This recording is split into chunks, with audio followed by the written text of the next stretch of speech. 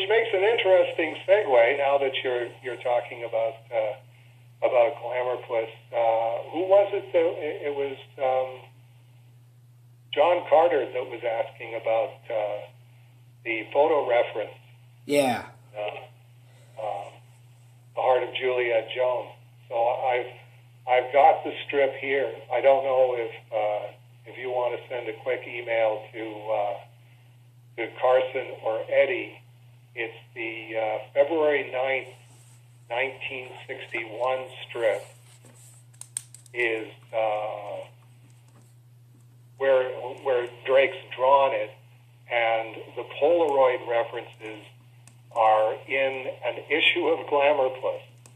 I did two. There was two Polaroids of, I think it's Stan Drake with Sarah Jane, but it could be another guy that just looks sort of like Stan Drake.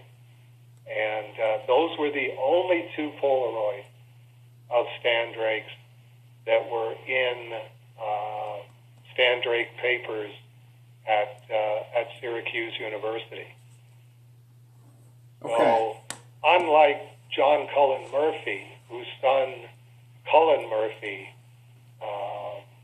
who wrote Prince Valiant for when John Cullen Murphy was drawing it, Cullen Murphy still has all of his dad's Polaroids from Big Ben Bolt.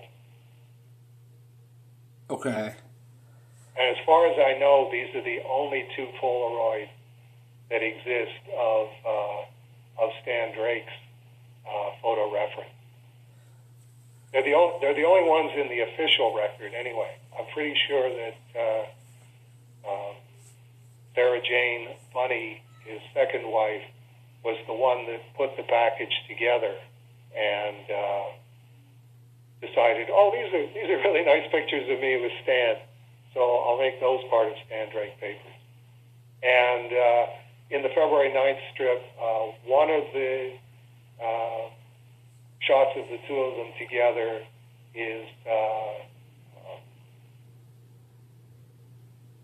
light box size as, or slightly larger, and then the other one, he's done a smaller version of himself and a larger version of Bunny in the reference. So both Eddie and Carson would have the February 9th strip. I'm afraid I was up to my eyeballs in Ward Green City, and it's like I don't have time to go back to Camp David and go through all of my Glamourpusses looking for those two Polaroids. But trust me, they're in there. Well, I have all of that, so I can look for it too. Okay, good. But that'll take you away from Cerebus. Yeah, but I know where the Glamourpuss stuff is, and it's just like grabbing it and flipping through real quick. Okay. Actually, Carson gave, or not Carson, maybe Carson? Somebody gave me a digital copy of all of Glamourpuss, so I have digitally all of it too. So I can just open those and scroll through on the computer real quick. There you go. Someday in the near future, you'll just be able to say, computer, there's only two photos. Yeah, no, I highly doubt that. Here they are. Before I was setting up my tablet, and I'm like, okay, where's the microphone? And I'm looking in the instruction thing, and it doesn't say at all. And I'm like, well, there's this little hole, and I did a test, and hey, I found the microphone. So the audio on this video is going to be better than all the other videos. Nifty! Yeah, as I said on the last... How about that? I think it was... Just by finding the microphone. Well, I assumed it was on the bottom, because it's on the bottom of everything else that I have that has a microphone. But no, it's on the top, and it doesn't make any sense. Where is it on this? It's on the top of the... If you're holding the tablet like a book, it's on the top instead of the bottom. How about that? And it's actually where I have the tablet on a book right now, so the microphone's right by the speaker of the phone that I'm recording. I'm like, I finally figured it out. As I said, that's one of my Jimmy Stewart moments. Well, what do you know about that? I said on one of the transcripts that I posted, somebody commented on, I think it was the first one, where Jesse Lee Herndon had put in all the uhs and ohs and pauses, and like because he was doing direct transcript, like it was a court transcript. Then he realized, no, I can lay off on this, and he does admit it gets better as he goes through the different transcripts. And somebody commented on, oh yeah, you shouldn't have put those in. And my response was, please hold number 88. We're gonna have this down pat. I gotta tell you, major kudos to Jesse Lee Herndon on that one. There's a guy who earned his Cerebus Superfan Award all over again just for doing that. Like you said in the fax to me, here's my new best friend. Well, Sean Robinson had sent a bunch of stuff in at one point, and I'm like, hey, I got a week's worth of posts. I don't have to do any work. So I made him the A Moment of Service Special Friend of the Day, and I made up a little certificate, and I put the image of the certificate on the blog with the caption, suitable for framing. And other people have done neat stuff for me, so I make a new certificate that looks like the other one. Or no, I take it back. Jimmy Cowley was from Amelia Rules. He was the first one. Because I had asked a trivia question about there's an image we're looking for from one of the phone books. I can't remember where it is. Can somebody tell me where it is? And he responded with what it was. So he was the first, and then Sean was the second, and we have 2 or 3 more. But when Jesse Lee sent in the transcripts, I made up his, and every single time a transcript goes up, it goes up, and he's going to get a special reward as soon as I can figure out what it's going to be. Well, I got to figure out something for him as well. It's because, man, I wouldn't want to do that. In a word, I wouldn't want to do that. It was one of those, I'm going to do this. Can somebody else do this? I've got a prayer time coming up at 7:03, and the clock's telling me it's about 6:47. Do we have another item on? I think there's another item on there. I can't remember. I'm sure it was really important, too.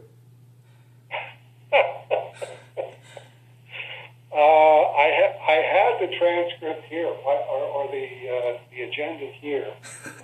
Why do I not have the agenda now? Okay, we're gonna have really unprofessional dead air while I go and find it. Okay.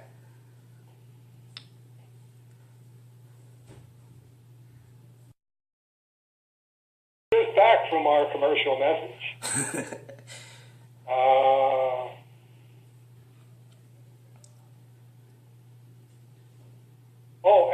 Al Roney talking about how disappointed he was with me entering the story, and it's like it was in Animal Man. I was trying to figure out who did do that first. Like Duck Amuck, I think qualifies as that. It's just got another layer in between. Yeah. So, is there a prior version of Duck Amuck, or was that new? Now I'm going to have to look up metatextual on the internet and find out. Well, there you go. See, you can do that from home. Fortunately, I can't. Well, you could, but you don't want to. I don't want to. Yeah, but you don't want to. I'm telling you from experience. I'm telling you from experience. You want to because my mind is all over the place thinking about all these kinds of different things, and I would distract myself very, very easily with stuff like that. It's always weird when I'm visiting the Kitchen family, and something will come up. What was it?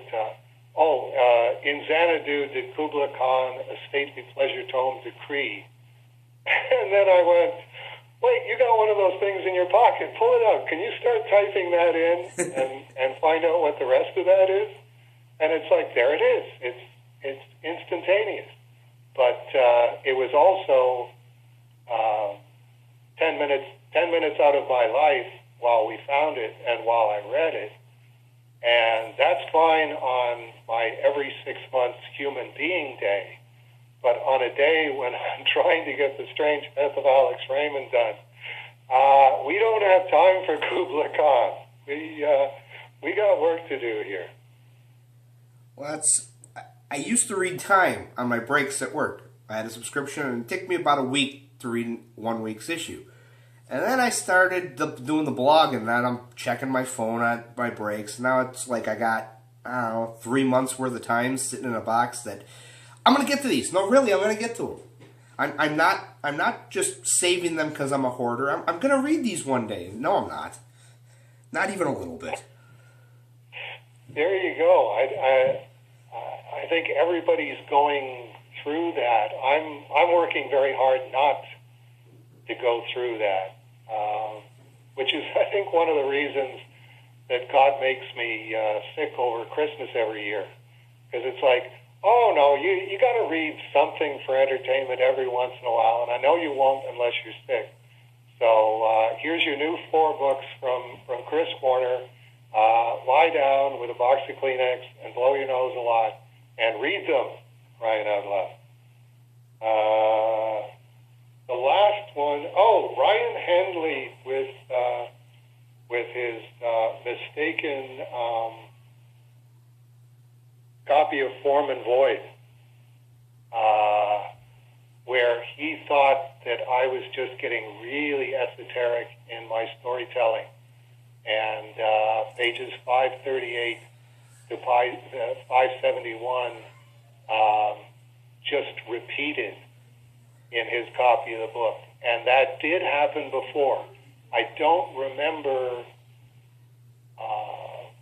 who it was that it happened to, but somebody mailed it to me. And I read it.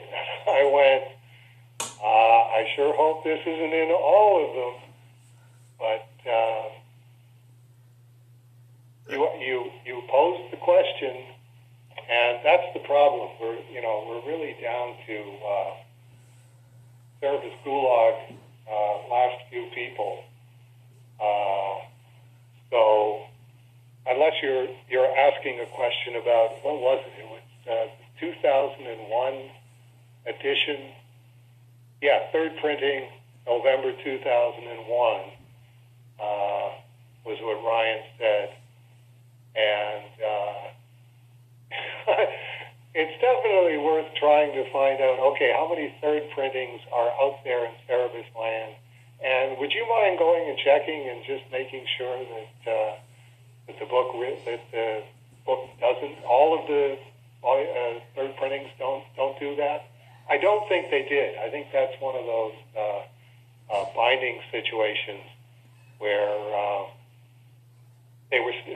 the signatures were stacked up, and one of the signatures sort of dumped off of the top of the other, and instead of somebody noticing, okay, this came off another pile, they just turn it right side up, and sure enough, every time that happens, somebody's going to get a copy of the book like that. That's the way I phrase it when stuff like that happens is, that was right before lunch.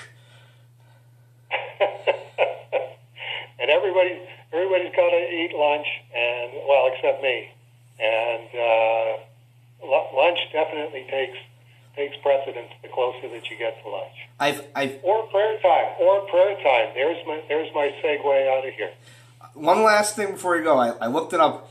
The earliest I can find, well, really cursory, the earliest I can find of a writer writing themselves into the text is William Somerset Maugham wrote himself into 1944's The Razor's Edge.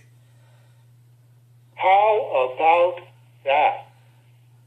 You see, in that case, if Mom did it, and Mom did it, and Chuck Jones did it, then I think it's just a matter of, well, if you haven't seen it before, here it is again. Somebody trying to do a riff on it. I'm still very proud of it. I'm very proud of how that worked and what it was like talking to Cerebus and him having no idea who I am.